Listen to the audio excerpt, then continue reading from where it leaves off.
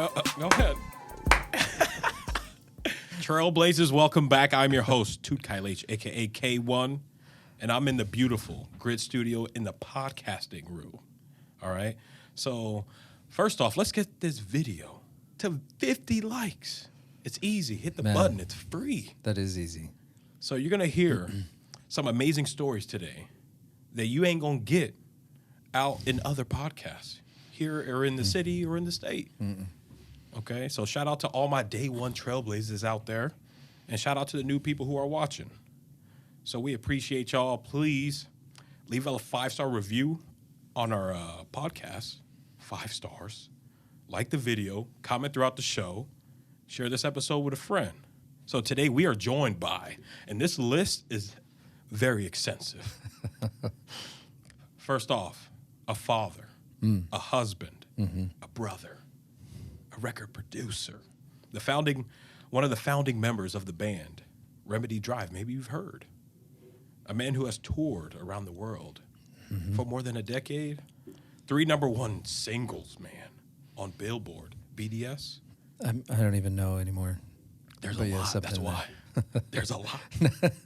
Not because it's too much. I just forget all the acronyms. Yeah, you're right. Yeah. I had to look it up. 2008 top 5 Christian albums, 3-time Canadian GMA Award nominee, right to original music for film and television, and the owner of the Grid Studios and Nightfox Audio. Trailblazers, please help me in welcoming Philip Zach to the podcast. Man, it is good to be here. Here we're both clapping again. We opened this way, and here we are clapping again. Dude, it's really good to be here, man. Likewise. I love all the conversations I've had with you. I've enjoyed. Yes, very authentic. And now we get to bring other people into our conversation, which I'm excited about. They're going to enjoy it. Yeah. Especially with these mics. Yeah. Oh, my God. Okay, so by the end of the podcast, I was going to see if I can grab a camera and see if we could display one of your products that you just showed me before. So we could show it to our audience, but then you guys can also have it as well. Man, I love that. You want to head into the main studio and do that. The main studio. I'm into that. Because we need people to see the product, you know, get a little taste before you buy it. Yeah. And you can only get that if you're on this podcast listening. Hopefully some of your trailblazers are people who want to blaze a trail. Yes. In audio recording as well. Who knows? Yes. This is the future. Yeah. Okay, so let's start like this. Who is an artist / musician or producer that you think most people should know about, but they don't? Man, that's a great question. Somebody, well, you know, here's my thing is I have kind of checked out a little bit from who's making stuff. Yeah. I've had my head down a little bit and I just am making. And I think that's good and bad because I'm not seeing what a lot of other people are doing. So I should. That's a question that I would like your trailblazers to answer. Yeah, put that in the and send to me. Yeah, so I can keep up. I think that's very interesting that you brought that up because when a lot of artists that are in album mode or creating, they don't like to receive other things because they're in that mode, and it seems like you're in that mode right now. And it's hard for me to get out of that mode too because I always want to make something new, and I want to create something that's interesting. And I'm not scared of being too influenced by the stuff that I listen to. For sure. But I think that's in us. You know, it's in us to want to innovate, but then also be inspired by people that are doing cool stuff around us. Exactly. Like Jacob Collier. Dang, I think I couldn't use him because too many people know about him. True. But that guy's stuff. I mean, you guys have probably seen it. You go on Instagram and you're scrolling, and some guy's standing on stage in a pair of Crocs. Yeah, literally. Or even barefoot, just all around the world. Orchestrating incredible chords with whoever showed up to his concert that night. And that stuff does really inspire me because it's sound, the power of sound in a space can transform the way that you feel, the way that you interact with the world, the way that you think, the way that you move. And I do believe that somebody like that everybody that was in that room that night Yeah. will remember that forever. Without a doubt. And I just experienced it through Instagram, right? And I remember it. I'm like, I feel like I was present for this really special, holy moment Yes. that these people had singing together Yeah. and with random strangers. And right now is when I will put it up so you guys can watch it.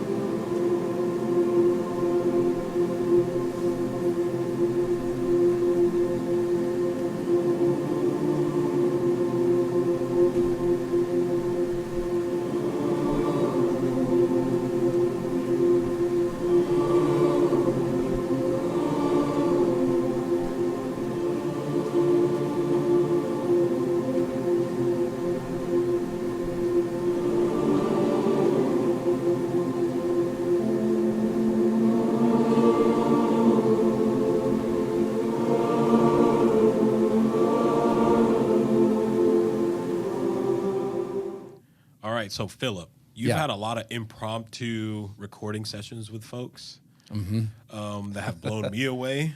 Okay. So what are some of those artists that you have worked with, and what are like some of the funniest or, odd stories that you have? It could be crazy, it could be funny.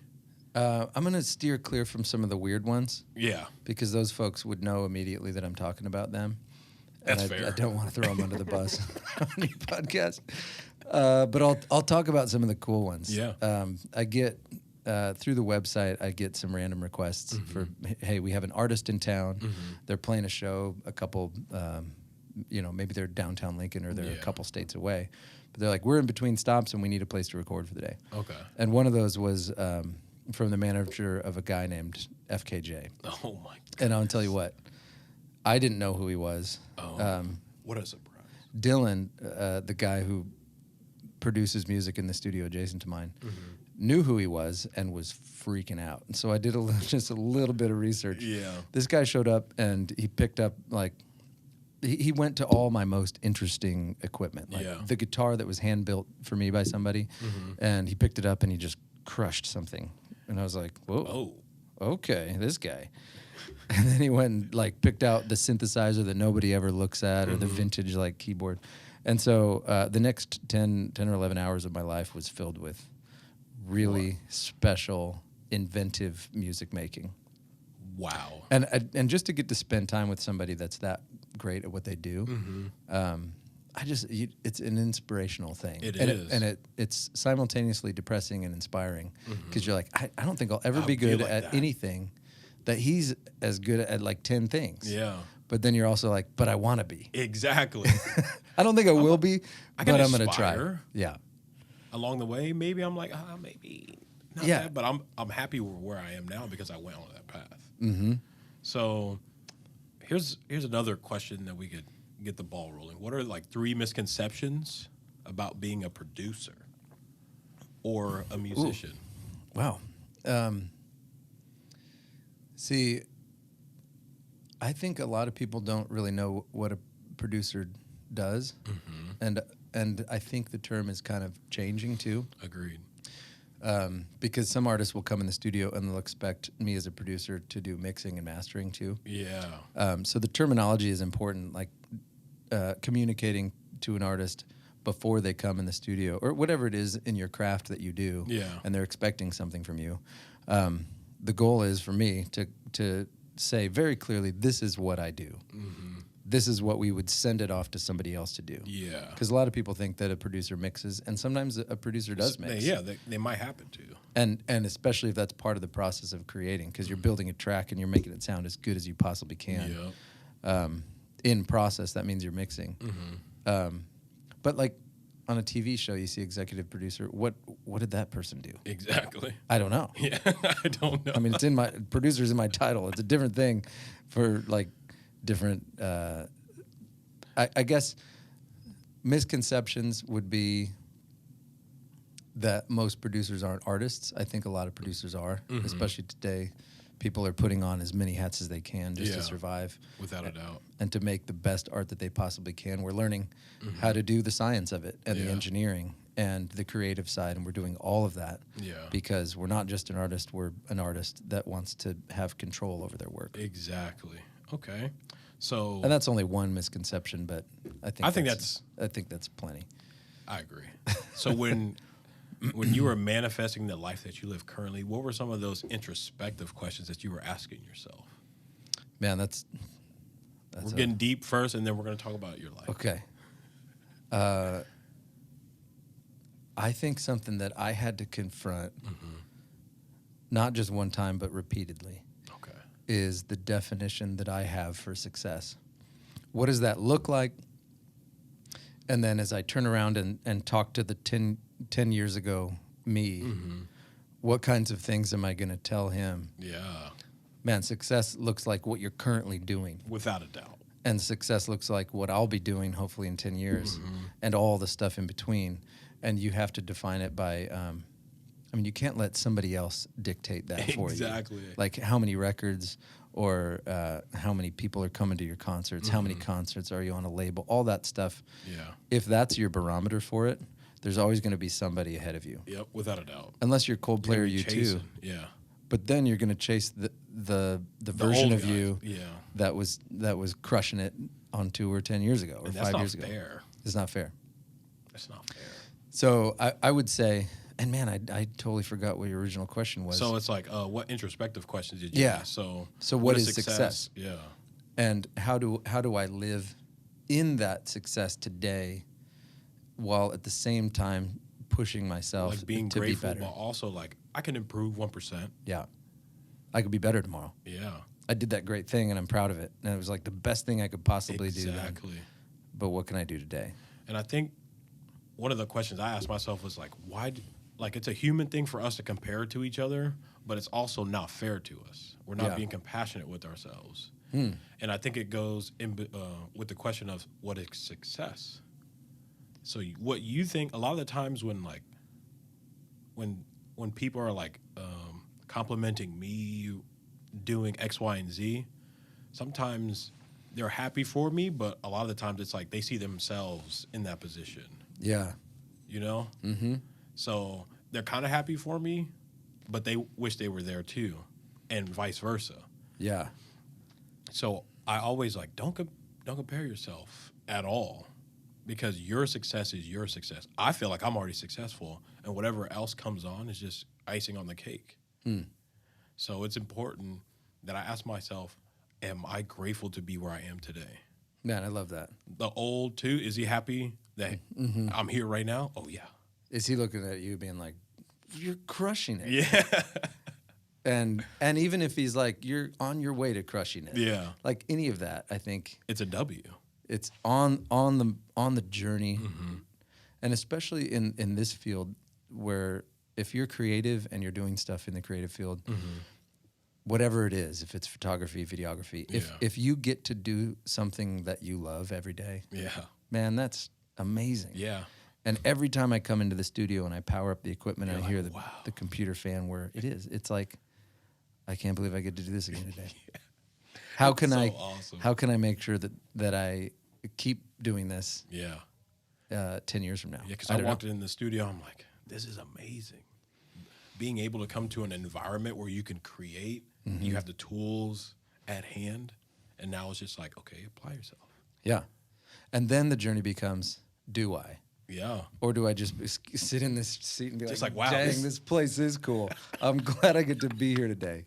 What am I going to do, though? I better make some cool stuff. Yeah. Okay, so Philip, the purpose of this podcast is to provide listeners with the mindset and perspective that they need to become fulfilled and live a purposeful journey. Okay? So we want to encourage people to take the leap of faith to jump off the fence, because a lot of times we overthink, you know? Yeah. So, like, I just had a conversation with Luke Hansen from Company Cam. He was our last guest.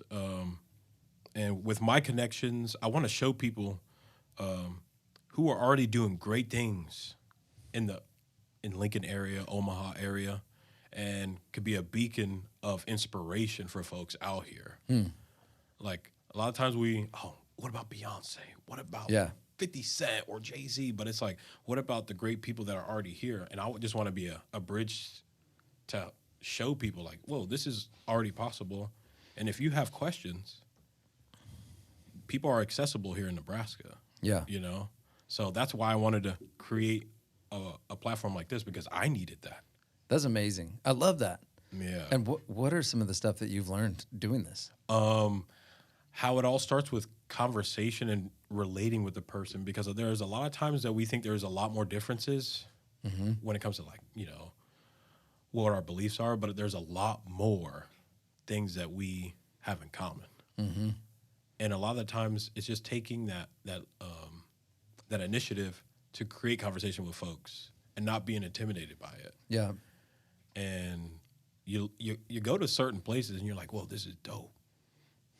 And then you learn stuff, because it's not a transaction, but it's also, I'm scratching your back, you're scratching my back from having certain conversations. I could provide something for you, you could provide something for me, but the thing is, we have an authentic relationship.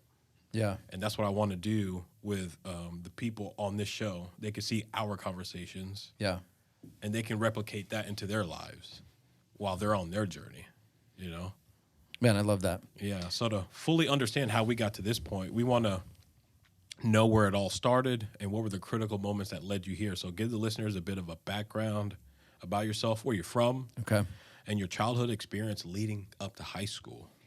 So we're going from childhood to high school. Yeah. Okay. Because I think it's important. I think so too. I grew up in a house. I had 5 siblings. 3 of those siblings were brothers of mine.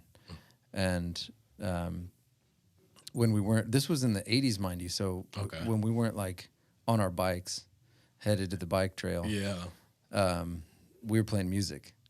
So when I was 15, I think we started playing, and our parents really encouraged us to be creative.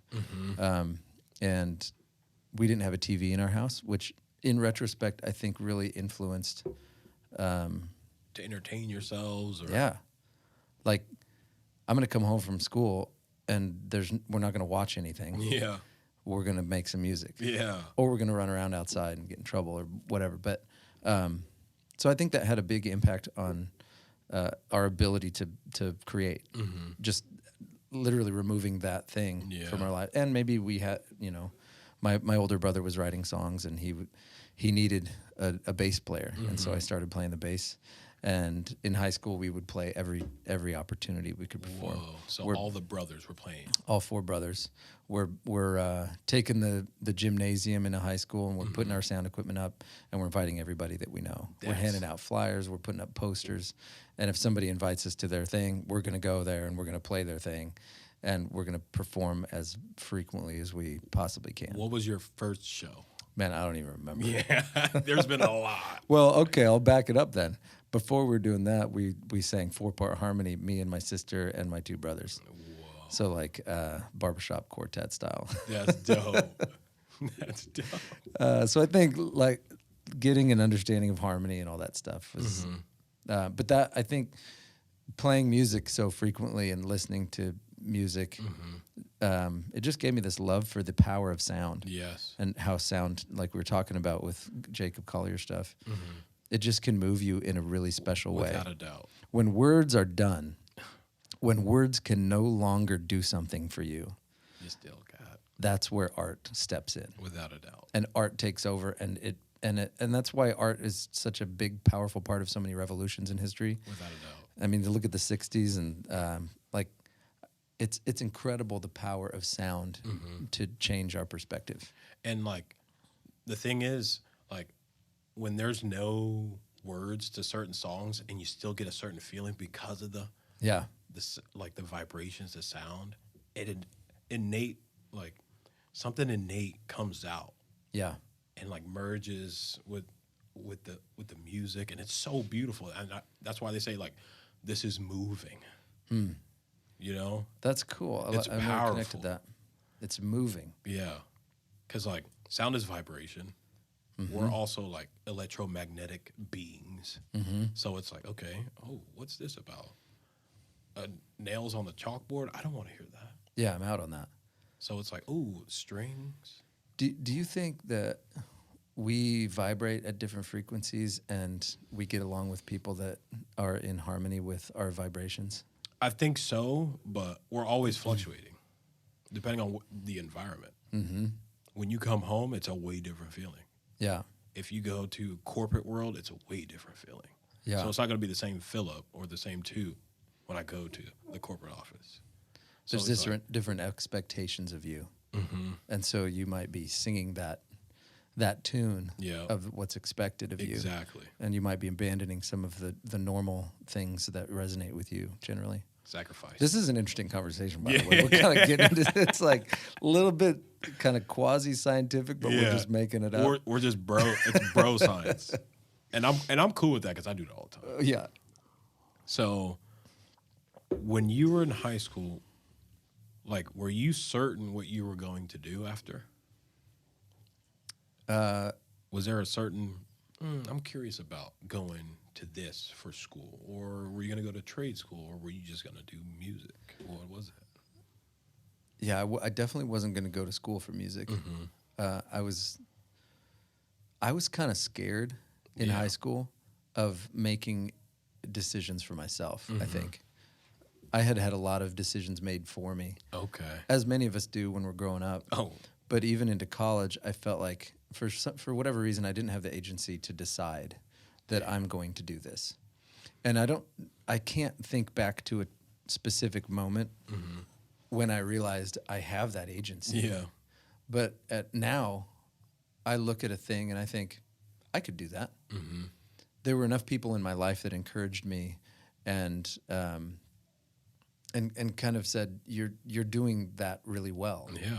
Or maybe what if you tried this? Some encouragement. Enough affirmation to know that we are luminous, bright beings, and we can do what we put our minds to do. Exactly. So I don't think I really knew in high school what I was going to do. Yeah. I wanted to play music, and then halfway through college, I decided, this ain't it. This is what I'm going to do. I'm going to do music. And after skipping class enough. How was that feeling, though, before you took that leap? It's hard because you don't know what's next. Gonna come, yeah. And I just wish I could go back to that kid and say, you have permission to dream. You have permission to try something and fail at it. Wow.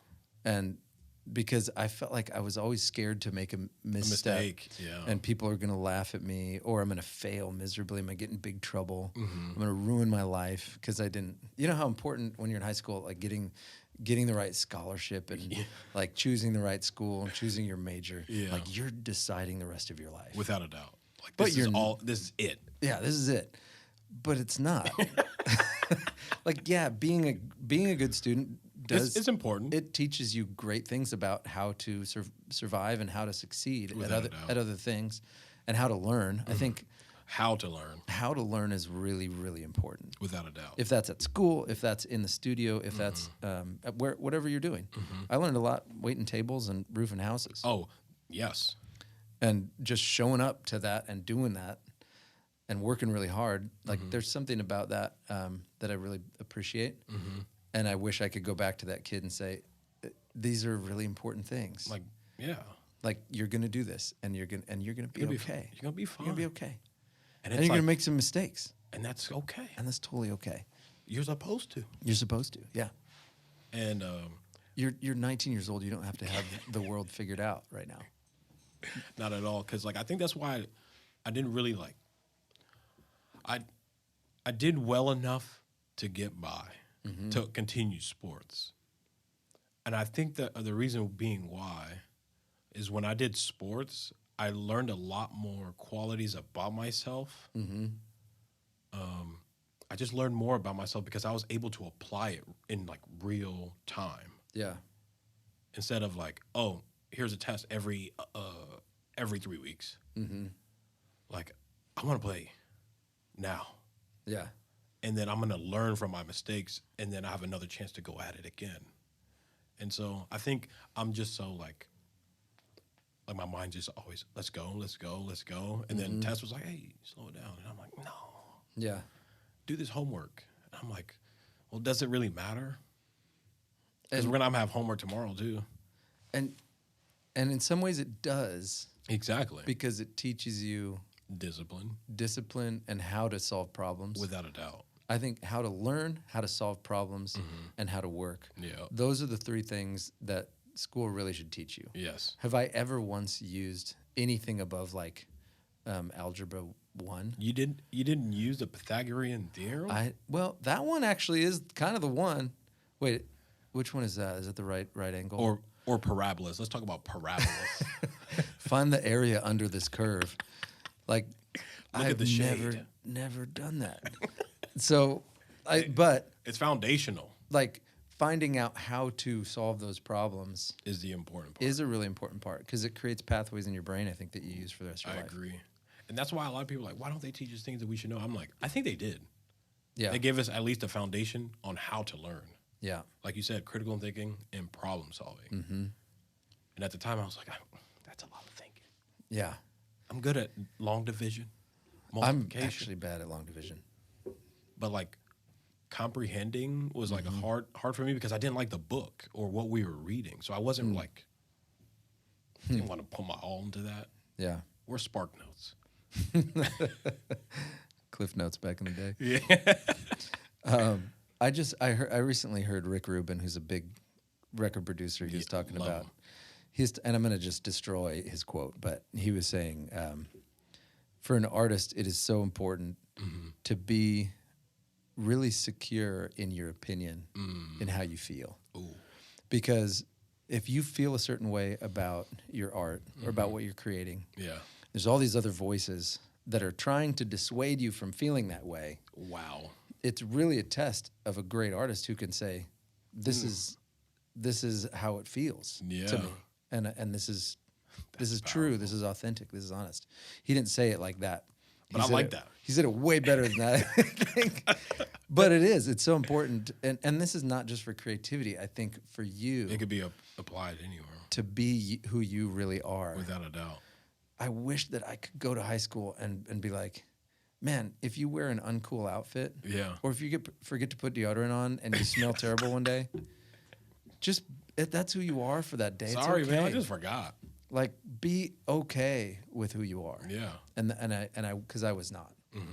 I was scared that people would find out that I'm not cool. Yeah. And I think that was, like, the reason why I became a people pleaser. Because when we came to the States, it's like, I have to fit in. Because I know what it's like to, be on the outside. I already look like I'm on the outside, so it's like, I'll do whatever to fit in. But then I'm like, as I got older, I'm like, it served its purpose, but there's power within me, and I need to embrace that and not listen to what everybody's chirping in. What was it for you that gave you that sense of agency? I think it happened when my dad came back from Africa because I couldn't go to college right away, and I told him what I wanted to do. Because all the time, it's like I have to respect my parents because they took this leap of faith for them to come into the States. They left their whole family. We came here to give you education, so you have the opportunity to go to education, get a good job, security, blah, blah, blah, blah, blah. So I was just like, all right, this is what you want me to do? Okay, I'll do it. Because I'm the oldest. Yeah. So I was like, okay, I got to do of that. Of a lot. Yes. The oldest of a lot. Yeah. I'm sure the Trailblazers know yeah. about this. Yeah. But it's also like, I sat him down. I was like, Dad, I was like hesitant to say it. Like, this is what I want. He was like, okay, you go handle that. And I was like, it's all I had to do. Wow. And so I was like, what other times in my life did I, shun myself because I was supposed to do, like, I was doing what I thought I was supposed to do instead of just doing what was in my heart already, because it's already in a good place. Yeah. So why am I overthinking? I think that plays into my creative world so frequently. Like, I think that people want to hear this. Oh my God, yes. Or this is doing really well. Yep. And how do I keep that? It's on the rise right now. So people want to hear that again. And chasing that is always so tiring. It's tiring, and it's always so, it takes like the inspirational moment and removes it. Because if I'm building a thing, and this is way off topic, but I feel like the best stuff I've ever been a part of, I didn't like build. Yeah. I found. Yeah. And I'm like uncovering this song that exists. Yeah. Or this concept or this idea that exists, and I'm like, it's here already. I just need to be true to it and authentic to it instead of build this thing that somebody else built and try to like put my own spin on it. Yep. So I always feel like chasing a thing for the thing puts you in a weird spot. Without a doubt. And that's, people have asked me, like, I haven't created music in a while. It's because I was trying to understand my creative process. Like, people like this, let me create something like that. Yeah. And then they like it, and I'm like, there's some traction there. And I'm like, but that's not true to me. So I've been trying to figure out music that I like to make or things that I like to write about. I would love to do a podcast, like a whole series of them. And don't steal this. Okay? I won't. Don't steal this. Shout out to Arthur in the back. He's helping us out. Arthur's crushing it, yeah. He brought in the blue. I love it. Arthur brought That's the blue. the vibe today. That's really great. Yeah, so this is what I would like to do a podcast on, because I'm fascinated by this, and it would help me selfishly in my work. I would like to bring on a bunch of creative people one at a time and just sit down and talk to them and ask them, so what are some of the impediments to you being awesome at creation? Like, what's that wall you hit? And you're like, man, I can't do this. And then how do you get through that wall? Yeah. And then when you hit that second wall, what's that wall about? Ooh, that second wall. That second wall is crazy. Because the first wall I normally hit when it's like, okay, you get this new idea and you feel like you found something that nobody's ever made before. It's like this really cool sound and this really incredible melody, and you're really inspired by it. And you start adding stuff, and you've added some stuff, and you're really, really vibing on it, and it's exciting. And then you hit this wall, and you're like, it's not that cool. But then you have to add more stuff or simplify or fine tune and get rid of what's not supposed to be there. Yeah. And you get inspired again. You run until you hit like 95%. That 95% wall is a much more difficult wall, because you remember what it was like when it inspired you, And it's not.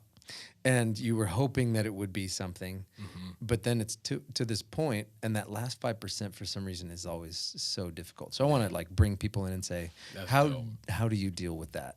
Yeah. Or even like the concept of the blank canvas. You sit in front of your canvas, and for me, it's an empty Pro Tools session with no tracks in it. I'm like, so where do I start? What's the first thing that I do? So I would love to hear how people confront those things. Yeah, I think that's a great idea. So don't steal it. So don't steal it out there. Okay, so let's talk about like when you have that blank canvas. Yeah. What is your creative process? Are you like meditating like Rick Rubin before a session? With no shoes, No laying on shoes, a couch just in California, of course. with the sliding door open to your house. He gets to work with such great artists too. That he doesn't have to work hard for creativity. No, for me, the blank canvas is really, it's intimidating because no matter what I've done or accomplished, and stuff that I'm really excited about that people have connected with, no matter how many people have connected with a thing or how well it's done. Yeah. When you're sitting in front of that empty screen, you have to do it again, but not that thing that you already did. Yep. You have to do something new and interesting. And so I have a bunch of different responses to the blank canvas. Okay. And one is kind of philosophical. I'm not the moment I sit down with an empty session is not the moment I should start preparing for that. Ooh. I prepare for that every time I get better at what I do. And so as I get more seamless with my equipment, let's take writing a song, for example. If none of the equipment, the microphones, or if all of that is kind of seamless, and I've worked so hard to understand those things, and Pro Tools, my software, if I can understand all that stuff and be great at it, that moment when I'm sitting there not knowing what to do, it becomes less important because I've been preparing for it. Exactly. And I've been putting in the hours, and I've been putting in the time. And if I was a great piano player, then all those years of practicing piano would pay off in that moment because I would sit down and be able to play something, right? Transfer it to your, from your brain to the actual. As effortless as possible. Remove every impediment to you getting what's in here onto the page, so to speak. Wow.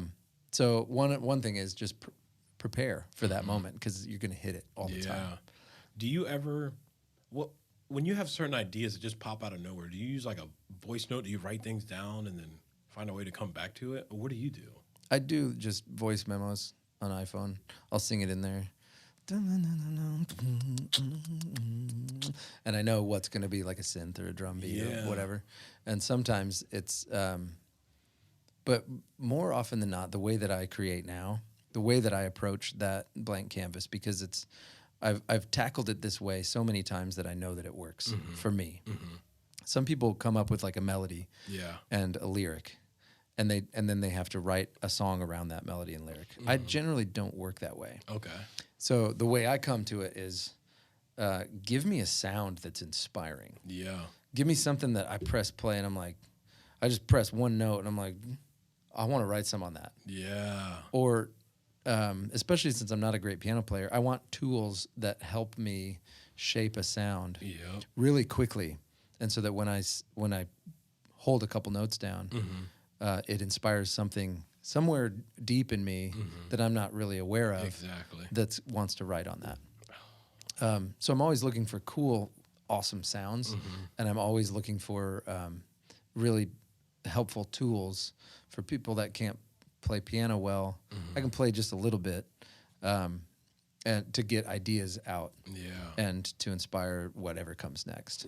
So I want to talk about some of those tools, but I think it's important that we know after you started going down the route of leaving college, started to do music, what came after that? So I saw the band Remedy Drive? The band Remedy Drive. But before that, actually, we as a band roofed houses for a couple summers. Wow. While I was in college to pay off all our student debts and all that stuff. And then I dropped out of school to tour full time. And so we and my brother got done with high school, so we're all available, had paid off our student loans via the roofing business, and we started playing shows. Dang. And so we would all get on the phone and call every venue between like Colorado and California. So if we had a show in California, we'd book all the way out and all the way back. And so it was amazing meeting. For 10 years, we toured as a band and played a lot of incredible venues and met a lot of amazing people. And I'm really grateful for that because it taught me. It also we signed a record deal in 2008. Okay. And the record label was constantly saying, normally we would write 10 songs and make an album. Yeah. And we put that album out. Yeah.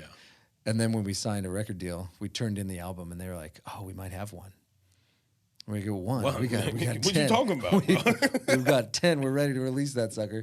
And so we had to. They would say, "Go write some more songs."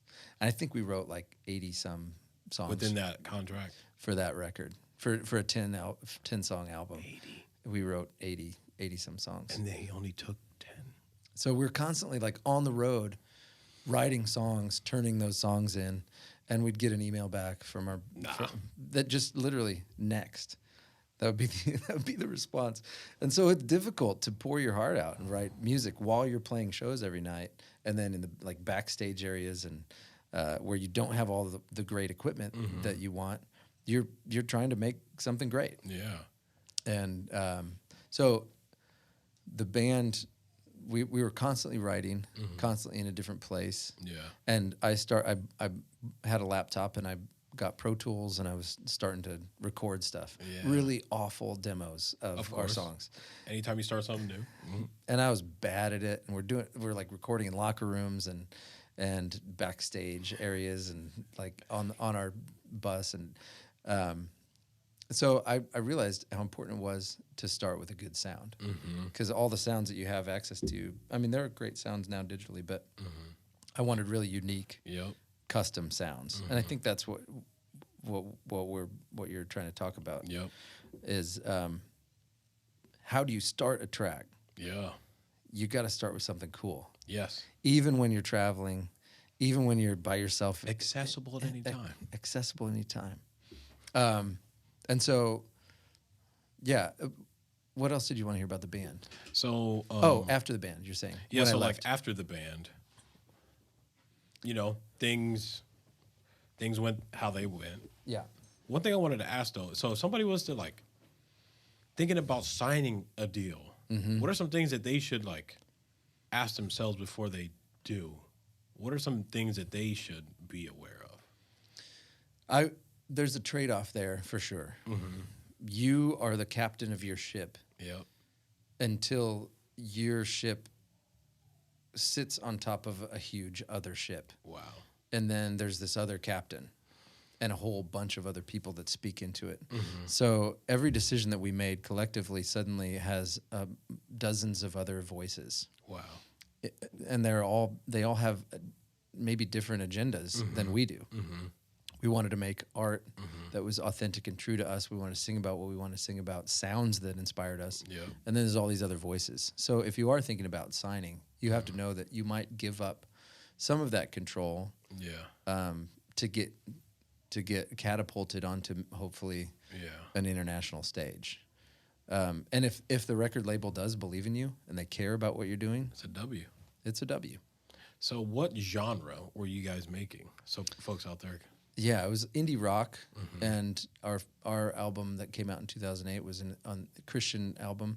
Nice. So Christian radio, Christian rock radio, but constantly coming up against, we want to write really honest songs, and some of that can't be represented on Christian radio. Without a doubt. Because of the people who listen are expecting something uplifting and positive. And, so anyway, it was hard to creatively collaborate. I love creating with my brothers. Without a doubt. I love collaborating with other people, since I've met after I left the band. I've had so many incredible collaborations. Yeah. And all the ones that I'm the most satisfied with and the most pumped about are the ones where we're not writing for a specific, for a kind of listener. Yeah. We're writing from our experiences, and so a lot of the stuff that I've made since Remedy Drive has been much more inspiring. I like that. And there's a really long story here we won't get into. Yeah. I left the band because my brother and I could not get along. Brothers. Just tons of creative differences, butting heads all the time, different directions for the band. Yeah. And so I left the band with a couple of my other brothers at the time for the sake of the relationships. And I thought, I will never work with that guy again. Yeah. Fast forward 3 years, and we started writing songs about victims of sex trafficking, and we started writing songs about freedom. Yeah. And so, and there was no label constraints at this time. Okay. So we got to write the music that we cared about. Wanted to, yeah. And that was some of the most deeply rewarding stuff I've ever been a part of, because we're writing on behalf of people on the other side of the planet. Yes. and my brother and I's relationship is getting repaired through this art. That's beautiful. It's really cool. That's beautiful. Very redemptive, and the stuff that came out from it was amazing, and it did really well, and it got our fans on board to care about something that at the time a lot of people weren't talking about. And I think our fans have contributed like tons of money and in-kind donations to the fight against slavery. And so now with the Grid Studio, when did that come about? Was that after you mended your relationship with your brother? That was before. So I left the band and immediately started producing a lot of really bad records. And I was getting better at it. Yeah. I'm getting better at making bad records, but I'm getting better. And learning how to fix stuff and learning how to record well, buying better equipment. So my journey there was like, it was inspiring to pull from some of my favorite artists, like we're talking about, be influenced by people, but then just make exactly the record I wanted to make. And so I made an album called Arrows and Sound. Yep. It's my solo thing. Go look it up. And sorry, you good? I said Arrows and Sound on my phone dinged. No, so I made this album that I really cared about, and it found its way into this licensing agency that push music to film and TV, like commercials and stuff, and that completely changed my life because instead of like having to show up to the studio every day to make somebody else's record, I was making music that I loved and turning it into these guys, and then they would go find a home for it in film and TV. Dope. So trailers and movies and independent films, and so I got to explore sound in a way that was really inspiring to me. And then let somebody who's really great at finding a home for it do that. And like throughout that time, like, did you save up some money to start the Grid Studio? Or what were some of the things that you had to do in order to keep this place that you create at? What are some ways that you did that?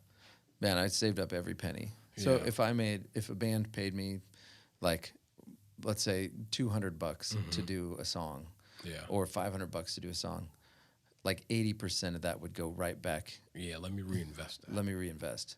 And so I kept all my personal costs really low so that I could make the business stronger. Buy a better mic. Buy a better preamp. Better sound. It's about better sound. Get the thing that could, but at the same time, you can make amazing sounds with mediocre equipment. Just be inventive and creative about it. And then when you have access to better equipment, it's just going to be that much cooler. And much more exciting. That's why at first when I started like on this journey of being creative, I thought you needed like the best equipment, but it's like, I don't even have the basics down. How could I even be great with great equipment? You know? Get great at whatever you have. Like this great microphone. Because man, when you talk into this mic, it's amazing. It does feel different. It does feel different. And when you record drums with nice mics, something happens, and you want to channel that magic. And for me, it's all like my whole creative process is remove impediments to the magic showing up, because we all know what it feels like as creative people, like. When the magic shows up, you want it to stay and linger in the room as long as possible. Without a doubt. So get so good at your gear that you don't chase it away by not pressing the right buttons. Exactly. Be able to capture it when it shows up. All right, now let's talk about Nightfox. So I'm going to show you guys a pan of the room with the camera later, but it's amazing.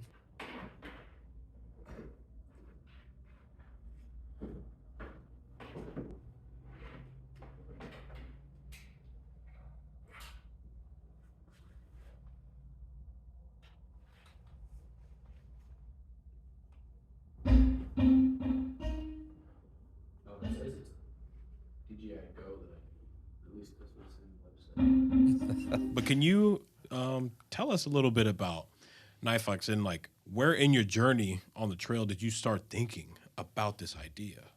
Because we kind of talked about it earlier, but what were like some of the steps? Like, I'm actually go down this route.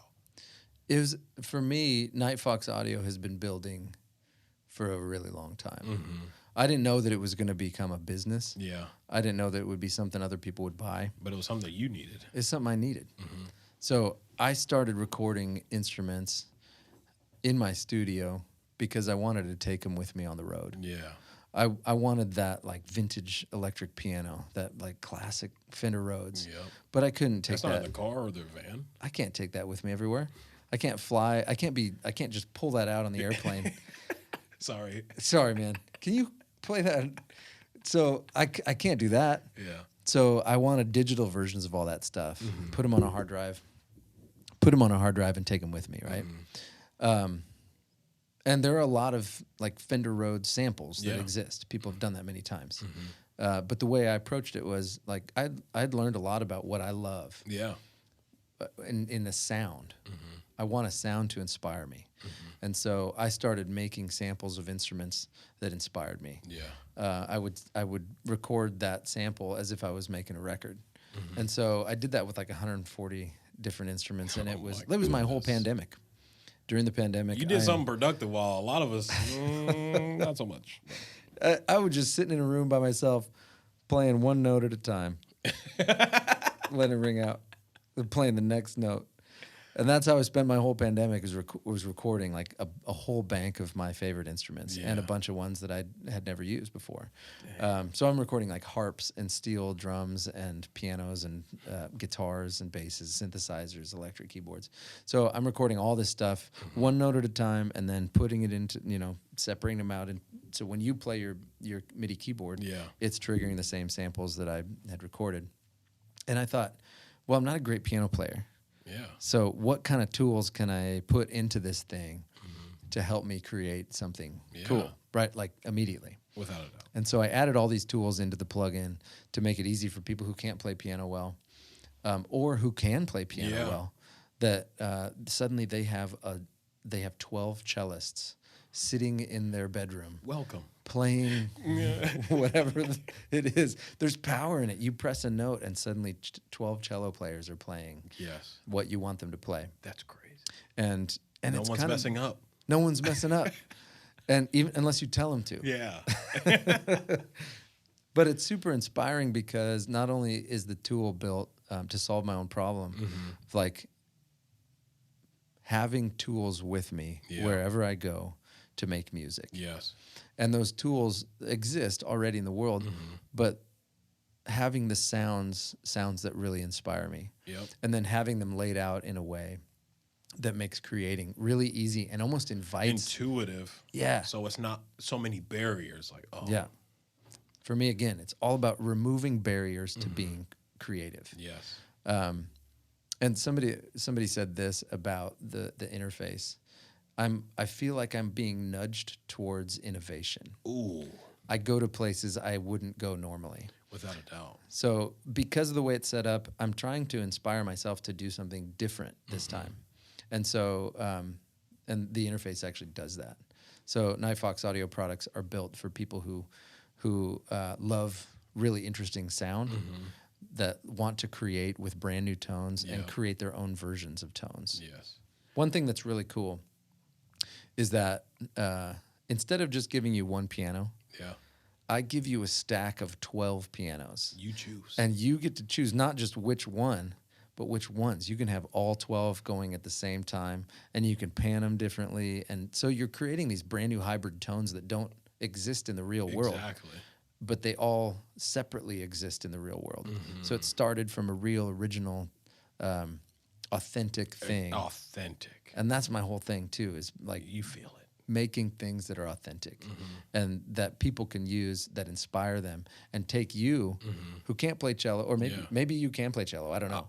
Nah. You can't play cello. I can't do that. So give you a tool that sounds exactly like a cello, that behaves like a synthesizer. Wow. That's kind of the whole goal of. Yeah, because like if you use another, like a synth or another company that has something similar, a lot of those things don't feel as natural or sound as natural or authentic. And what I just heard, I don't think I can hear that again. And that's my goal, man, is like, I don't want you to feel limited by what is available to you. So I have a whole recording studio. I have microphones. I will show y'all. It's beautiful. I'll show you. And it's taken me like 20 some years to to have all that stuff. Yeah. To like put all of my favorite instruments in a room. And even now with all that stuff, I still oftentimes go to the digital versions I've created because they're so easy to use. Yeah. And because it happens so quickly. Yeah, because when that idea is there and you have some way of translating from your head to whatever instrument, you want to do it as fast as you can so that doesn't fly away. That's why I asked you that question. If there's an idea that you have, do you have a voice note?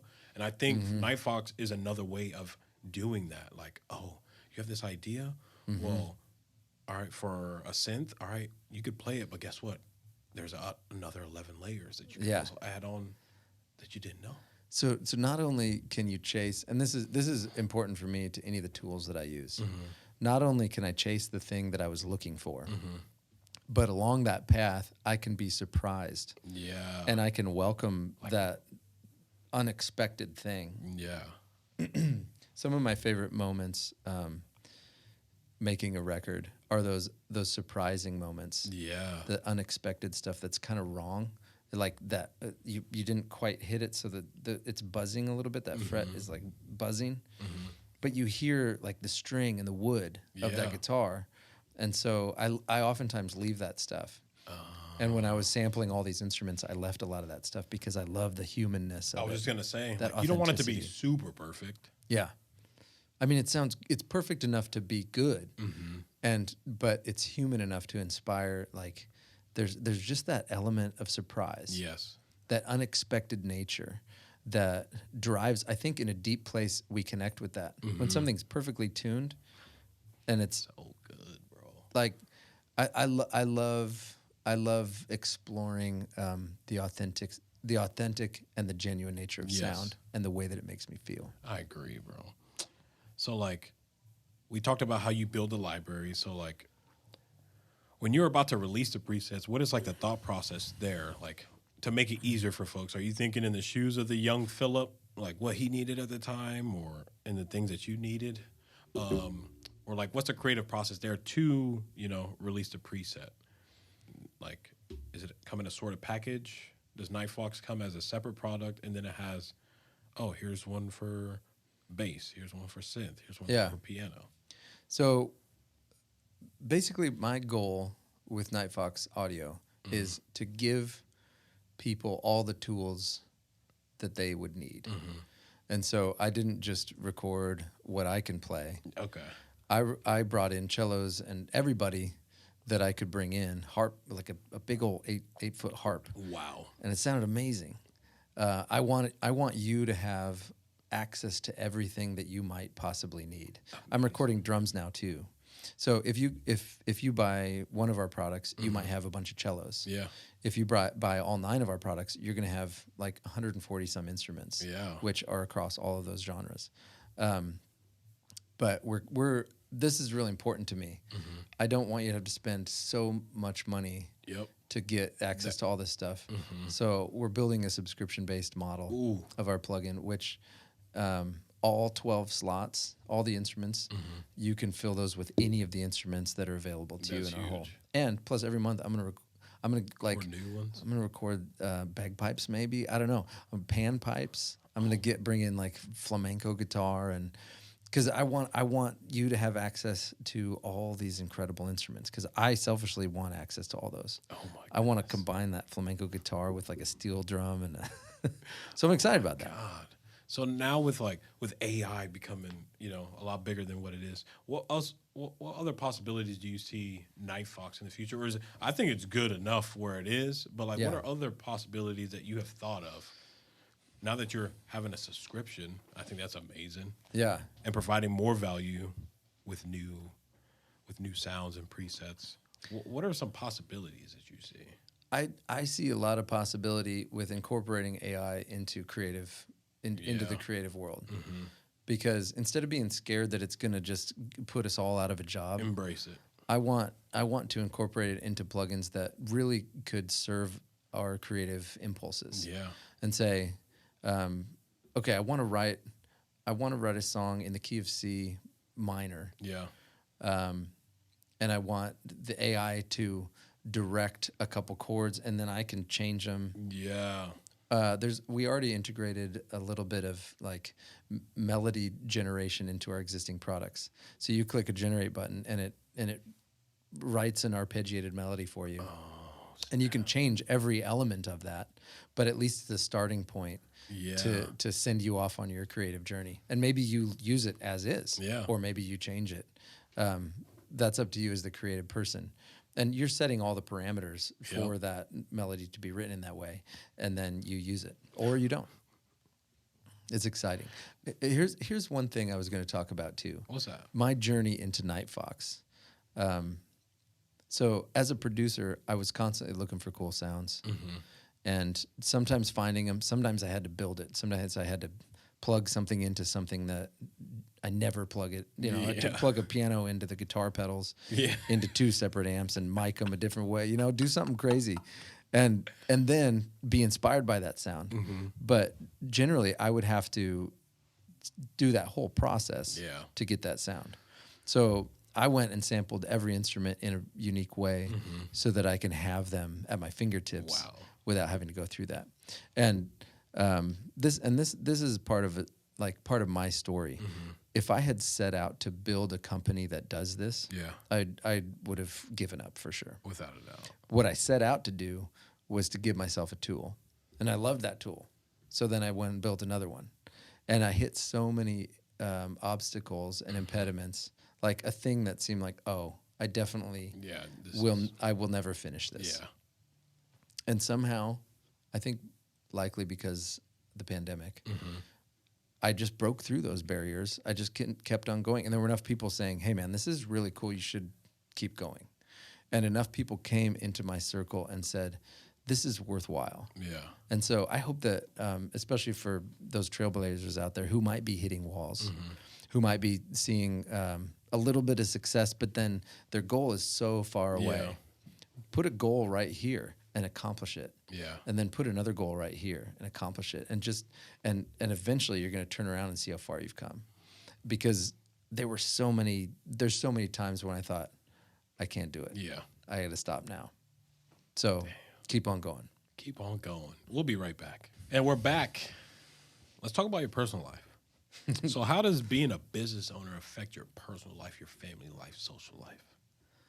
Man, it's intense how much attention it takes to build something. How much of your energy it takes to build something that you care about. Whether that's like a business or just an album, making an album. So yeah, I don't know exactly how to answer. Yeah. Like people will ask, how do you balance work and family life? And that's a question I'm constantly asking. Like I literally ask myself every day, how do you balance that? How do you decide, like, and plus like your personal well-being and your family life and your business? It's hard. And then your other business, if you have another business. A lot of people like us have more than one business. So I just try to make sure that, and I'm not wise by any means, but I try to make sure that everything I'm doing, I do as well as I possibly can. Yeah. If I'm spending time with my kids, I want to be with my kids. Yep. And if I'm building instruments, I'm doing that really well. Yeah. And that means that sometimes the business suffers because I'm spending extra time with family, and hopefully less often, family suffers because I'm showing up to record a band from out of state or whatever. That's tough. So it's a constant. I think when I was touring, I learned how to not have any boundaries, and it was pretty unhealthy. Oh yeah, it was like, everything will suffer. I will miss funerals and weddings and everything else because we have concerts. Dang. And we're playing concerts every night, 200 and some nights a year. We're performing a show, and then we're driving to the next town. And I think I sacrificed a lot, and that it was a really hard 10-year lesson to swallow that, to learn. I missed a lot of really important stuff because we're building this thing. Yeah. Could I have done both? And I don't necessarily know the answer to that. I think there is a season where you're just head down building something. Yeah, I asked the same question to Jay Wilkinson from Firespring. And I asked him, he's like, I don't really believe in work-life balance. I believe, like, when you tend to it, like, just like you said, I give it my all. Yeah. But the main thing is my foundation, which is myself. If I'm good, I do the things that care for myself first, fill my cup, then I could be present. So it's like at work, try and be as present as you can. Do the things you need to do, and then get out. Yeah. You're with your wife, your kids, do your thing, be present, get out. Because it's hard to, like, mesh that all in, because with my girlfriend, she's like, babe, give me some time. Like, yeah. And I'm like, babe, I will, but then I had to, like, all right, I'm going to hang out with you for 3 hours. But it's not a hard 3 hours. It's like, okay, now it's 3 hours and 20 minutes. But it's all focused on you, building connection, relationship. Babe, I got to go. And she understands that. And it all comes to communication. Yeah. Like, I don't want to leave you in the dark, like, you thinking, like, does he like me? I know he really cares about this, but does he even think about me when he's doing that? Yeah. Oh, I do. Don't worry. But it's like, there's this itch that we have to scratch. What's difficult for me about it is this, that a lot of what it means to be successful creatively means that you're not just showing up to do it and then done with it. Yeah. And I'm not disagreeing with you, but I'm adding on to what I you're agree. saying. Yeah. Is that like it's almost a way of living. When I'm watching a movie, I'm still picking up like the input that I'm getting is really important. Yeah. And that creative portion of me needs to still be present watching a movie. Yep. Because there might be something in there that inspires exactly a lyric or something. Yep. And when you're taking a walk and the sun's going down, there's something about that moment that you need to absorb to fill, like you said, to fill your cup. Yep. So you have something to offer creatively. And so I think I try to build almost like all the spaces in my life. Yeah. And you can't control everything, obviously. But I try to surround myself with beauty. Yeah. With inspiration, because that charges me. Yeah. For the moment that I need to expend that creative energy. Yeah. Because just like you were saying, you get ideas from doing the things that you're like you said, walking. I'll get an idea for something I can add on a piece of clothing or a song lyric. But it's because I was present in that thing that I was doing. And then how do I capture that? Put it away for now, but capture the feeling and what I was thinking. Yeah. So when I come back to it, okay, this is what I was. Okay. Now let me get back to being present here. Yeah. That was a hard thing for me at first. Because it's like, if I don't know how to capture that, I'm going to leave what I'm doing to go do that. Yeah. And it's not fair to whoever I was with. I'm already checked out, you know? Yeah. So I'm like, I like to ask that question to people like, what are some processes that you go through? Here's an interesting story that my wife and I were on. We were doing a trip of national parks. Okay. So we're like camping out for 40 days, and we're going to all these national parks. Yeah. And so we're hiking the Grand Canyon, and we're on our way down, which is the easy part. Yeah. Right? And this couple, this older couple in their like late 70s, is hiking up, and I don't know, we just stopped and we're chatting, and he was like, hey, he was so excited about this picture he took on his phone. Yeah. He's like, we were in this shop and I saw a poster for this beautiful, the angel's window that the sun hits, and it's like on the face of this rock and there's a hole in it. It's beautiful. Wow. And I saw the poster and I was like, it was $100. Yeah. I thought, I'll go take it with my phone. Yeah. Where is that? And so this guy took this trip at like 4 a.m. and went and took this picture. Wow. He told us all about it. I was like, that is a really inspiring story. Like, you put yourself in the way of it. You went there. And so we got up the next morning and at like 3:30 and drove to the top of this place, and we hiked in the dark to get to this moment so that the sun rose on that rock the next day. And it was a huge commitment. Yeah. And I look at that, and I that was a moment. So the sun comes up, and it hits the top of this thing first, and starts coming down, and it's like it's glowing from behind. It's like glowing from inside of itself.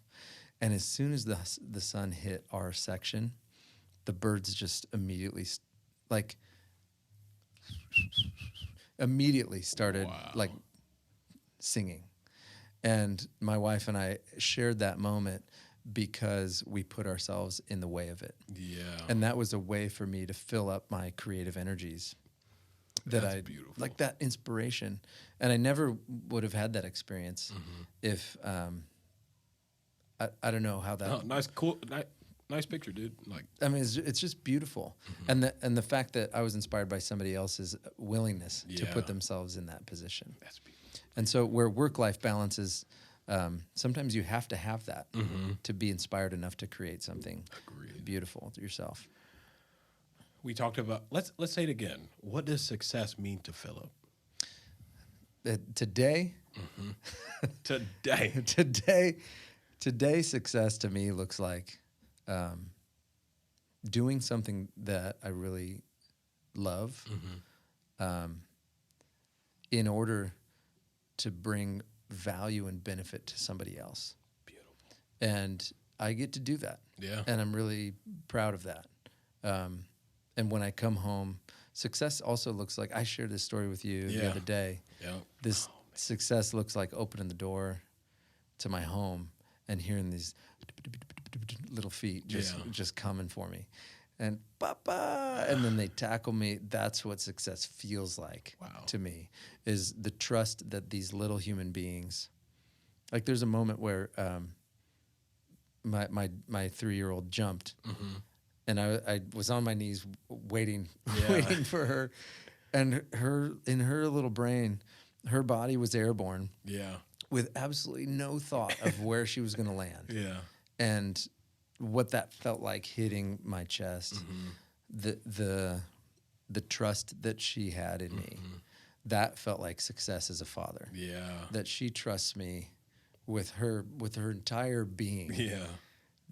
And because she's so excited to see me, and she's there, and like, there's so many things about that, the responsibility and the trust that I feel. And can I have that same feeling in my work? Yep. That the people who I'm providing music for, in some cases, or instruments for, or these virtual products. Yeah. Am I delivering something that meets up to their level of trust and responsibility? Yes. And can I provide that in an authentic and genuine way? That's what success feels like to me. I love it. Yeah.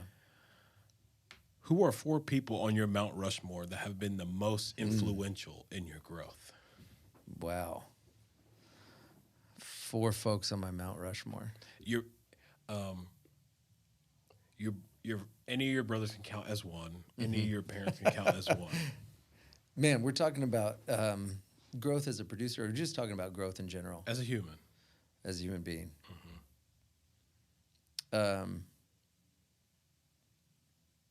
There's so many.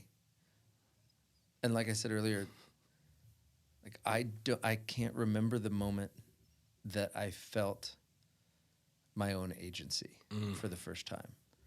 But I know that it happened sometime between when I graduated from college and graduated from high school and went to college. But the people that contributed to that feeling and that assurance of self were my dad. Who passed? He passed 4 years ago. Rest in peace. And he was just an amazing man who taught me how to see. He was always fixing stuff. He would come to my house, and he didn't want to just hang out. He wanted. Hey, what's wrong with that? He wanted to do projects. Yeah. And some of my brothers love that, and other of my brothers are just bummed that they have to do all these projects. But I think it's so beautiful that he gave me this the notion that we can make things better. Yeah. With with our lives, with our talents. Yeah. How can I make things better?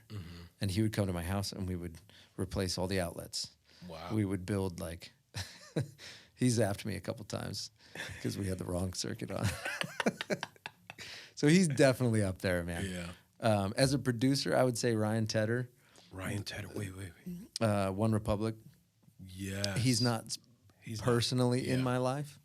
But that's fine. But, you know, I watch his videos. Just listening to his work taught me so much about the use of space and the use of real instruments in unconventional ways. Ooh. The love of organic and digital, like where those things combine. So he's definitely up there, especially early on. Like listening to the way he treated a pop song, but still making it feel like important and real and authentic. He's not just writing. It's too late to apologize. Man, it's too late. It's like I felt that. I know, it's great. Like I'm like, I don't know what this song is about. What happened? I haven't felt that before, but I like that. Yeah. Yeah. So those two for sure. I mean, do we got to go all four? No. Let's just leave it at my dad and Ryan Tedder. Okay. Okay. So time moves really fast. Where do you see yourself in the next 3 years? 3 years. Or do you like to look at life like that? I actually don't. I don't like to pattern stuff out. But I'm learning just recently, actually, about setting. It's not expectation; it's intention. Yes. Setting intention for your day, for your week. So my intentions for the next 3 years would be. Currently, my son is 9 months old. He's crawling. He's moving. Oh man! And he's got two big sisters, 5 and 3. He's great. So in 3 years, he's gonna be running. And my intention is to be a better father. Yeah. And a better teacher, so that I can share with all three of them thoughts on the world and expose them to ideas and kind of just direct their path a little bit as they're learning about what they think and who they are. I want to be better at that. I love that. I hope that Nightfox can be a thing where there's tons of people who are benefiting from our products, and that I can constantly be giving new, really valuable sounds to people who are creating music. I love that asset about you. You like to give. But because it's so fulfilling. They're going to be buying it. So, but it's an even exchange. Like, yeah, that's like it's business. But the thing is, like, not many people I'm just gonna keep this for myself. But it's like, how many other people I can help too? And like, you're not gonna get this anywhere else. So it's like, there's a little cost to it. Yeah, but I'm saving you time. I'm saving you time. I'm hopefully putting you in a creative space that you don't need that harp in your house. You don't need that. I got it. And man, you wouldn't be able to play it. Sorry. I only could play it because I could do one note at a time. Yeah. And then I could arpeggiate it. Here's another thing. This last year, I've been working with a lot of refugee musicians in the studio. Talk about it. And we won't go into the whole thing. Yeah. But basically, because of some really cool events, I had this grant that I could use to, in the realm of human freedom and art. Yes. Spend the money somehow. And so I thought, man, I'm a producer. I've been making music for a long time, and I have various levels of failure and success in this genre. So in this creative discipline. And so I want to find some refugees in Nebraska and make records with those refugees, give them a platform for the music, and I'm calling it The Sound of Home. Ooh. Which is so cool. And it's like this violin player I was talking to is from Ukraine, and we're recording him and his Ukrainian folk music, his family. And he said when he plays the violin and they're all singing together, these traditional folk songs from Ukraine, we are at home. Wow. And there's something so beautiful about that to me, the power of music to transport us. So in the next 3 years, I'm hoping that the sound of home isn't something necessarily that that I'm doing all the time, but that I'm bringing other producers and connecting musical people in our state. That's beautiful. And to keep that going. I think that's because like Nebraska's a refugee haven. Yeah. That's why we came. So I think it's going to continue, man. Yeah. And I love that initiative. And this started because my wife and I have refugee nights in our home. We invite like 30 or 40 people to come eat dinner. Wow. And a lot of folks that have just arrived within the month and we've done this I think 3 times, but the second time we did it, a total shock to me. These Yazidi refugees showed up with instruments. Oh, snap. I was like, did somebody tell them? It's like what I do. And so they plug this thing in and we're playing beats. They have these like really cool ethnic beats on their phone. Yeah. And we plug that in and it's just this and then he's playing this beautiful instrument that I've never even seen before on top of these beats. And suddenly we're all holding pinkies, dancing in a big circle. Yeah. And I'm like, this is happening in my house. Like they had brought their culture to my living room. That's amazing. And that experience, it just showcased the power of music to transport us and to give us a really beautiful sense of community and joy, this outpouring of joy. Yeah. And so fast forward like 4 years, and now I'm bringing those instruments into the studio, and I get to record this music for these artists at 0 cost to them, which is so cool. So make them an EP, record a video. So I'm hoping in 3 years I'm doing a lot more of that, and that I'm recording instruments that I've never even seen before, and recording music that I can't possibly imagine from my limited set of influences. So it's really exciting because it's broadening me out as an artist. Oh yeah, without a doubt. And hopefully it gives these artists a platform. Yep. And the ability to sell their stuff. Hopefully bring more of their family. Yep. And to give an inspiration to all the Yazidi refugees. Yep. Celebrating their culture. Celebrate it. Continuing on. The traditions. And all these kids who are now growing up in the States, they can look up and to their music, the music of their parents and their ancestors, and say, this is where I come from, and I can embrace it. Yes. And that guy's on a stage playing it, and he released a record. It's just such a cool initiative. I love that. Super grateful to be a part of it. You guys make sure you check that out. We're gonna do rapid fire questions. Let's do it. What is one thing you love about yourself the most? Wow, that's a hard one. How rapid fire? Give me a second here, man. What do you love about yourself? I for whatever reason, I love being creative. Yeah, and a lot of people do, but I just am grateful that is a part of my makeup. Asset of yours, yeah. And I'm grateful that I get to express it. Oh yeah. What is one piece of advice that stuck with you from any of your family members? From any family members.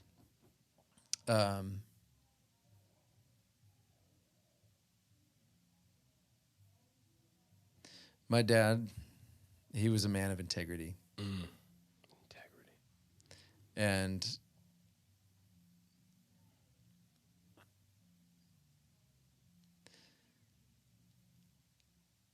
it's hard to boil it down. Yeah.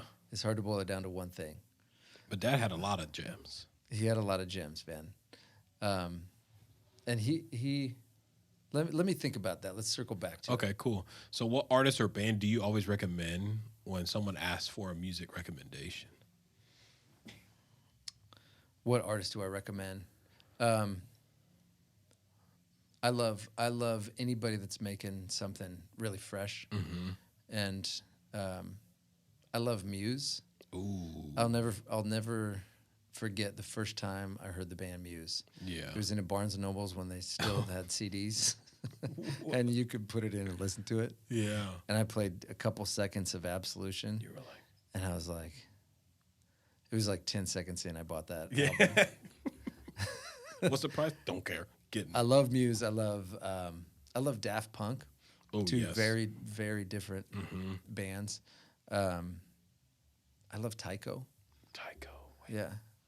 It's kind of like instrumental, ambient, electronic, but they play real Smith instruments. said that was his favorite artist. Really? Yeah. It's great stuff.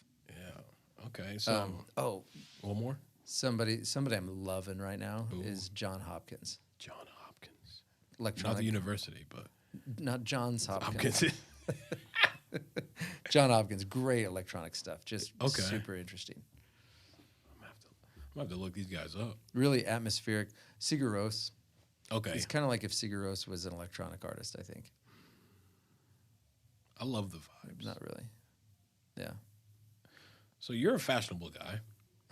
What is something that will always be in fashion, no matter how much time passes?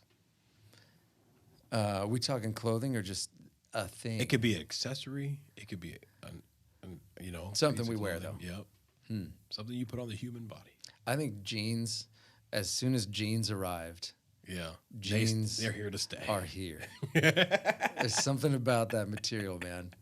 Make it a jacket. It's going to be around. But I don't know, man. Okay. What is the last photo on your camera roll? Do you want me to check? Jack. Okay.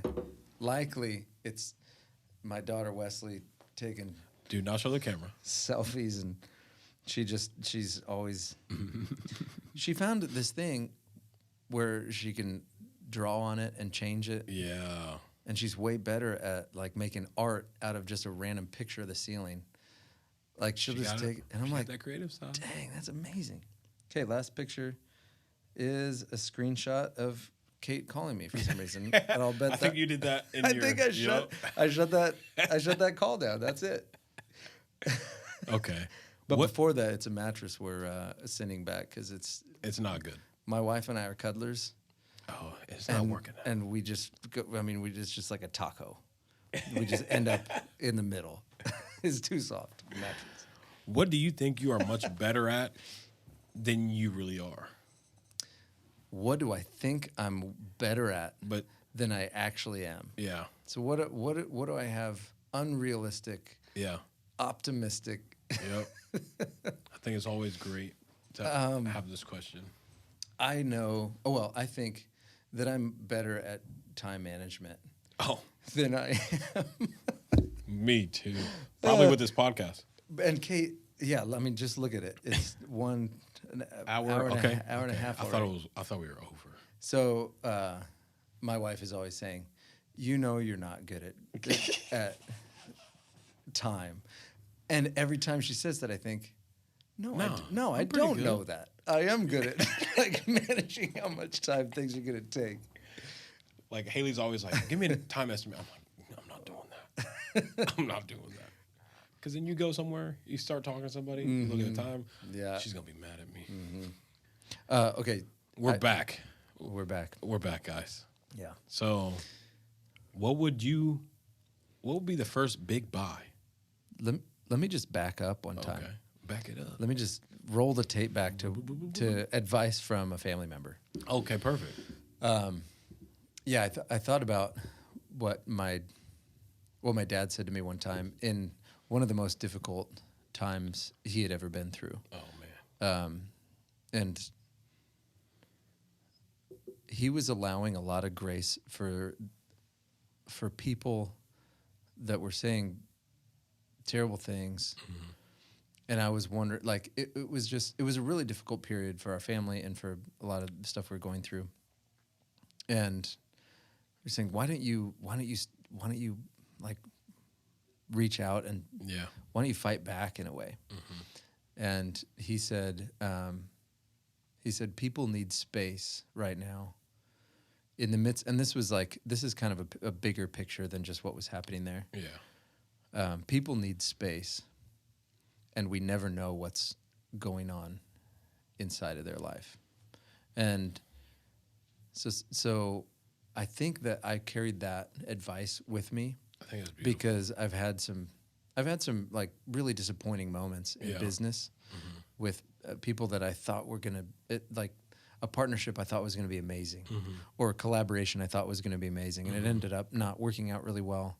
And somebody just had to survive, and they made decisions around their own survival. Yeah. And I got left holding the pieces, so to speak. And that always keeps coming up. Give people space, especially when they're trying to survive. People just need space. Yes. To figure out what they're thinking. Yeah. And they're going to say things that they don't mean. And I have no idea what it's like to be that person. Exactly. And so a lot of that, you could distill it down. Be empathetic.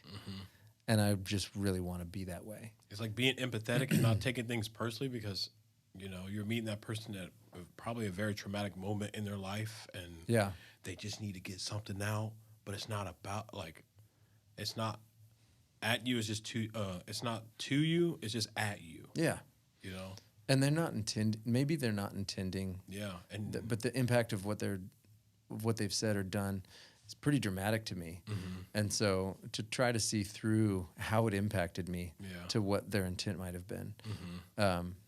That's been a hard thing, and I'm on that journey. And to realize that everybody's on their own journey. Yeah. Like, you're on a journey, and I might catch you on the worst day. Like, some people complain about meeting their favorite artists. Yeah. Like, man, if he just got off stage and he's tired and he hasn't seen his family for 3 months, and it's just hard to know what people are going through. And so to give people the benefit of the doubt, that's kind of how I try to live and where I'm at on my journey. Yeah. Thank you for circling back. Yeah. I would have forgot about that. Man, I circled right back. That is a gem.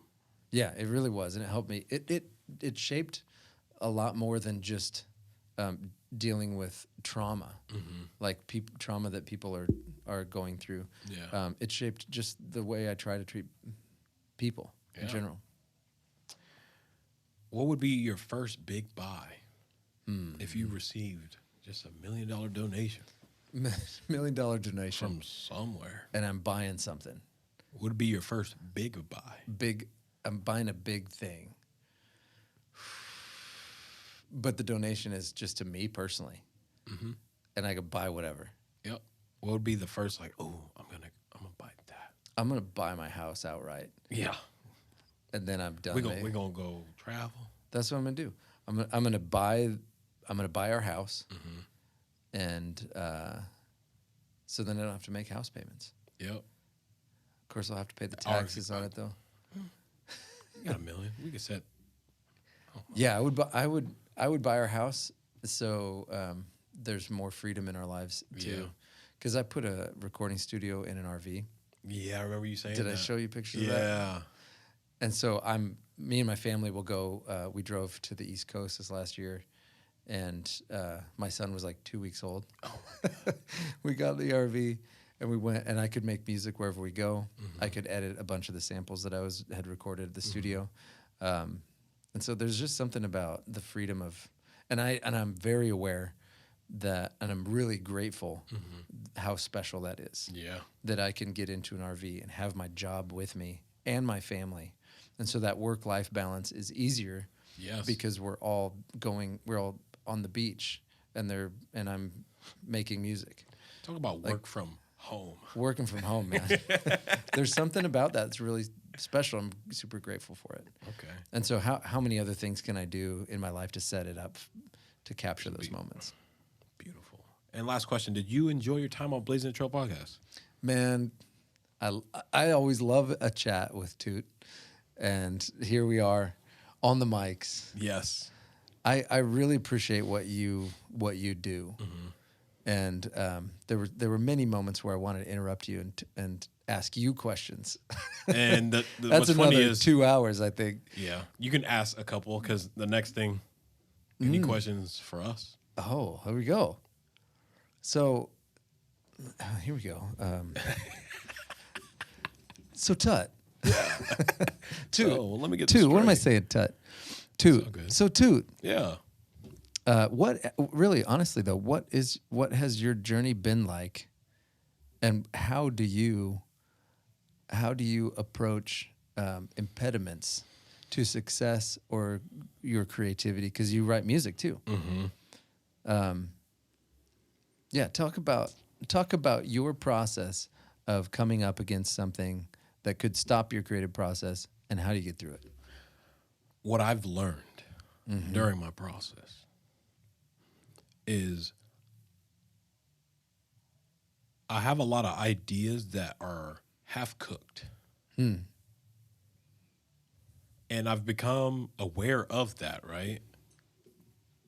But I think there's power in it because sometimes I hit that first wall and I'm like, oh, this idea is trash. And then I'm like, no, it's not trash. It's not the feeling right now. Yeah. Then I go do something like go on a walk, go to the gym, and I'm like, oh, here's another spin I could put to it. Then it gets me out of that second wall. And I'm like, okay, we got some momentum. I'm going to actually finish this. It doesn't have to be something I put out, but it could just be something that I wanted to do, not just like, oh, I think they would enjoy hearing this. Yeah. And I think Making it for you. exactly. And that was like, because I had a pretty good song that people liked. At first, I didn't really like it because I didn't think people would like it. But I made it for me. So when I would be like, I need something empowering for myself. Yeah. It's called You Are. And so I did that, put it out. People were like, yo, I love this song. And I'm like, really? That's great. Cool.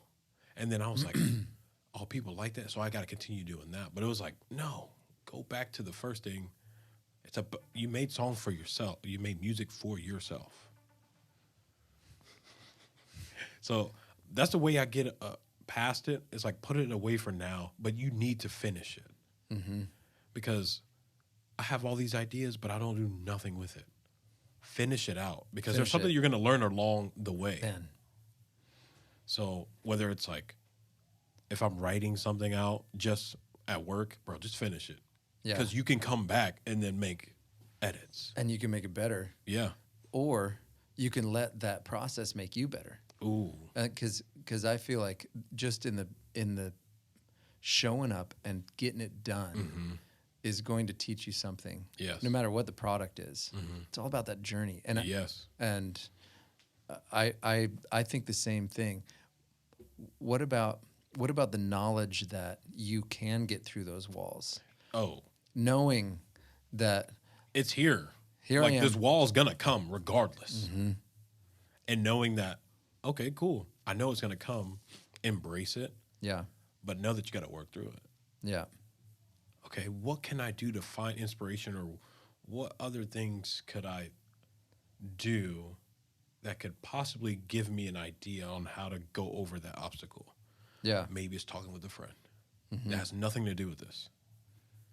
So it's like, okay, I'm going through this mental loop in my head, and it's nothing about music. I'm gonna go talk to my therapist, but it's gonna be there's some gem in there that I'm like, oh, and it's gonna be applicable to what I was doing on the creative side. I'm like, oh, I didn't even think about that. Don't hold compassion for yourself. Be patient.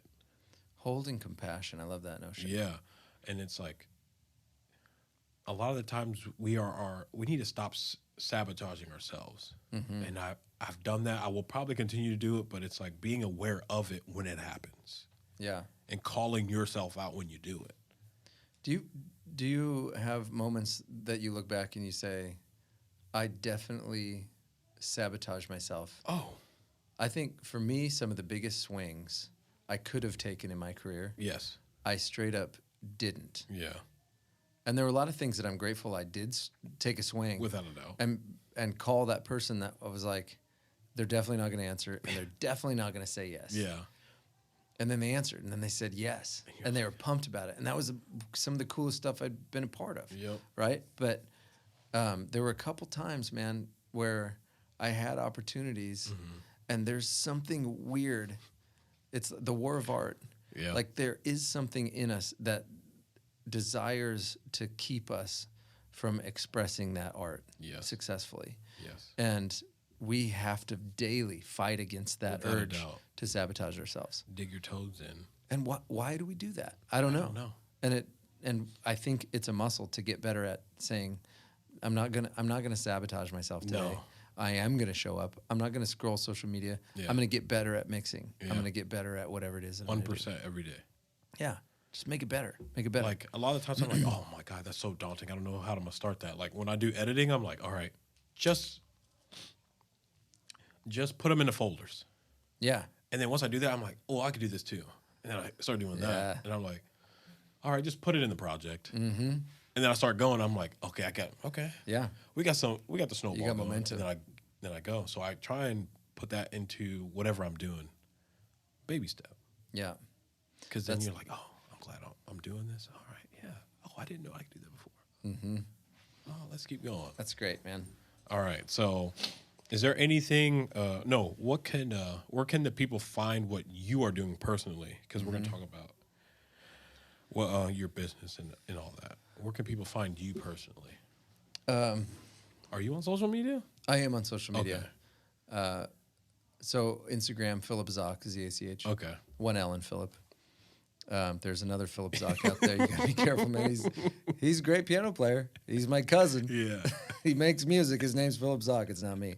It's a different me. Okay. Or Facebook, whatever. The Grid Studio is my website for all the projects that I'm working on. The Grid Studio. And then nightfoxaudio.com is where you would find all of our sampled instruments. Perfect. And our plugins. Those are also going to be the link in the bio, okay? So, Philip, thank you so much for coming on the show. Man, brother. Thanks for having me. I appreciate it. So I would like to thank y'all for listening to Blazin A Trail Podcast. Remember, I told you guys to leave a 5-star review. Comment below what you have learned about our friend, Philip. All right? Make sure to follow us at Blazin A Trail Podcast on Instagram. Shout out to KZUM 89.3 FM radio station for partnering with us. But this has been too long. But we also want to give them a shout out. Don't be so hard on yourself. Make sure to take action on your trail. It's either day one or one day. You choose. As always, Trailblazers, start with yourself because you are the one. So make it happen. I love all that.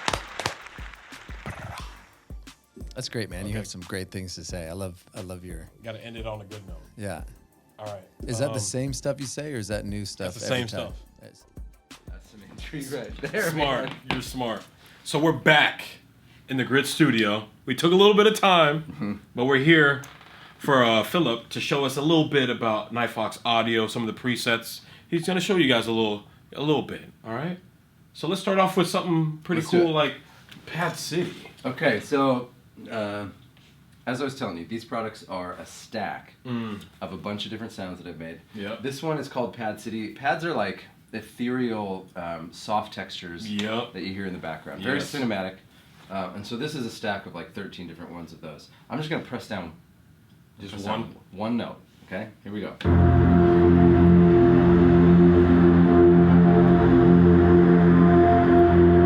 It's got that movement, changes. Same note. So, and that note behaves differently than all the other notes. So if I play this one, it's going to change differently. So if you hold a chord down, you're going to get all sorts of very human movement. Yeah. And that's really important to me. That's why I build a lot of my stuff the way I do. So that's Pad City. Very cinematic and surging, kind of thrilling. There was something that you did earlier. Yeah, what did I do? Like I said it could have been like the end of Last of Us. Like you were playing a couple notes. Yeah. Do something like that, just so people can kind of see what they could do with it.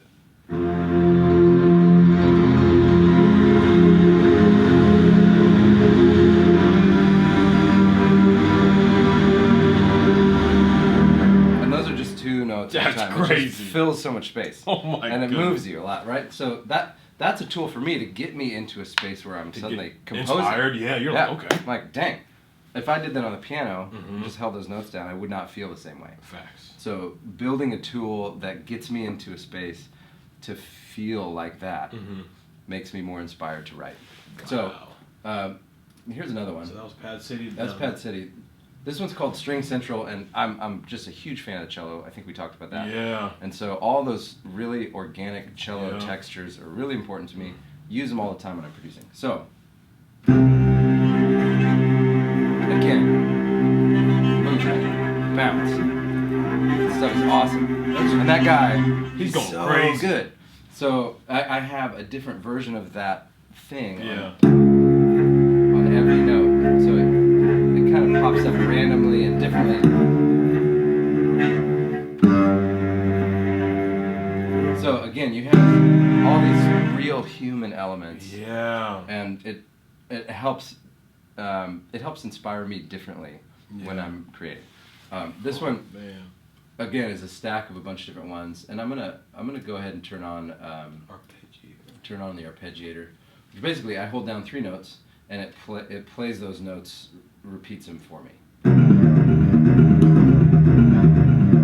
already, That's great. yeah, we're in kind of a cool like cinematic moment there. Yeah. And I can add another octave. So now it's playing this. I can't play that. Yeah. But I can do touch those 3 notes now. Makes it That's a lot playing easier. for me. Yeah. Put some reverb on it. A little bit of grid. Wow. Yeah, that's great.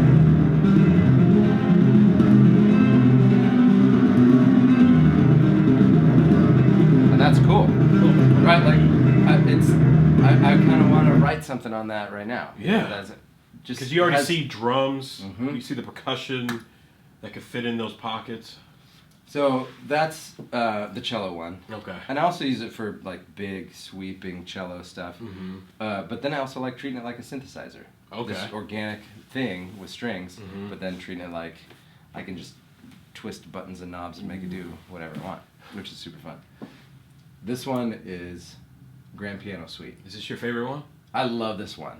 It's not the favorite, but it's up there, right? It's like top 3 for me, Okay. depending on the day. Yeah. So just Okay. down the street, there's this 10-foot grand piano. I think it's 10 feet. It's huge. Wow. And so I put like a dozen microphones, some that are way up in the loft, and some that are really nice and tight.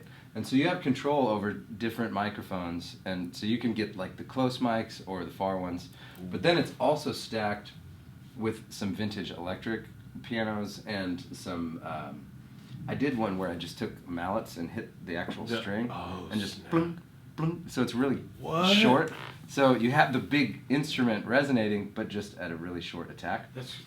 And so combining all of those elements together gives you a very interesting texture. So like I've never heard a mallet. yeah, Let let me show you that. So this one is this is just the grand piano all by itself. Big old 10-foot Big grand. one. Sounds pretty. Sounds nice. Like it. Yeah. And if I could play the piano well, I would play something really cool. Yeah.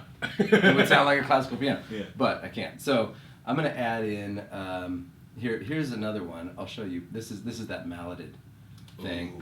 Ooh. Like that's like no matter how long I hold it, it just has that attack. Yes. So it's kind of which is really cool. And then if I added a sub, Ooh. that's Whoa. pretty cool. Whoa. Right? So you've got like a sub under a real instrument, and then I left a bunch of guitar strings sitting on the strings, just loose guitar strings. What? So I played a string, play a note on the piano, and it rattles a bunch of stuff. So you hear this like, here, I'll take the sub out and then just give you that one. So you hear all that little extra energy, and you're like, what? And every one rings a little different because the guitar strings are moving. So you have a little extra movement. So much texture going on. That's why I really like this, man. And again, here I'll do that thing where I make it play something that I can't play.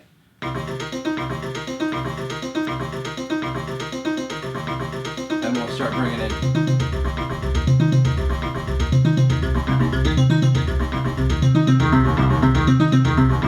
And then the original concert grand.